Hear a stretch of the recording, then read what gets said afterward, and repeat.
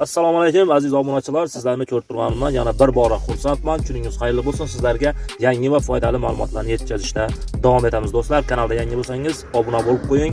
Ushbu yangilikni yaqinlarga ham tashlab qo'yishni unutmang. Do'stlar, endilikda kimningdir uyida gaz hisoblagichi, elektr hisoblagichi, suv hisoblagichi va hokazo issiqlik manbaidan keladigan hisoblagichlar buzilib qoladigan bo'lsa, ularni ta'mirlash uchun ketadigan mablag'ni o'sha korxonani hisobidan amalga oshirilishi belgilab qo'yildi. Bu bo'yicha hukumatning 698-qarorida belgilab qo'yildi. Agarda sizda mana shunday uyingizda elektr hisoblagichi, gaz hisoblagichi, suv, sovuq suv, issiq suv hisoblagichlari buzilib qolgan taqdirda, agarda uni siz o'z hisobingizdan ta'mirlasangiz, siz ushbu mas'ul shaxslarga qo'ng'iroq qilgan holda mana shu to'lab ta'mirlab olgan pulingizni o'shalardan undirib olishingiz mumkin bo'ladi. Bu bo'yicha qonunda, qarorda belgilab qo'yildi. Shunday ekan, o'z haq-huquqlaringizni talab qilishni o'rganing do'stlar.